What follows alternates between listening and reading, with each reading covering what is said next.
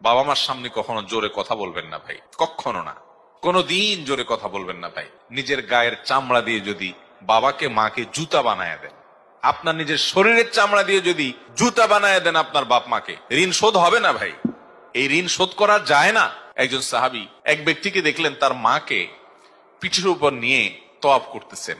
হজে যারা গেছে তারা জানেন নিজের শরীর নিয়ে হজ করা কত কষ্টের কাজ। সেখানে একজন বৃদ্ধ মানুষকে কাঁধের উপরে নিয়ে নিয়ে আরাফাত, মিনা, মুজদালিফা, তওয়াফ, সাই এগুলো করা যে কত কষ্টের, এটা যারা হজ করছেন তারা জানেন। তো একজন লোক এরকম কষ্ট করছে, কষ্ট করতে করতে তার ভিতরে এক ধরনের আত্মতৃপ্তি আসছে যে আমি তো আমার মায়ের হক মনে হয় আদায় করে ফেলছি, যে মা আমাকে গর্ভে ধারণ করেছেন, দুগ্ধ দান করেছেন, আমি মনে হয় হক আদায় করে ফেলেছি।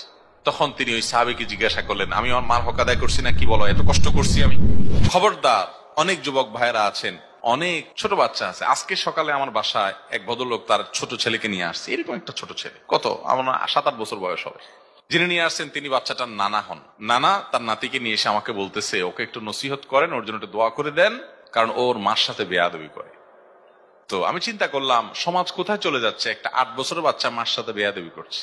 ভাইরা আমার, এই একটা জায়গায় নো কম্প্রোমাইজের জায়গায় চলে যাবেন, নিজের স্ত্রী বলেন, বন্ধু বান্ধব বলেন, সবার সাথে, যে আমার মা বাবা তো, এখানে কোনো কম্প্রোমাইজ নাই। মা বাবা একদিকে, সারা পৃথিবী একদিকে, সারা দুনিয়া একদিকে, আমার মা বাবা একদিকে।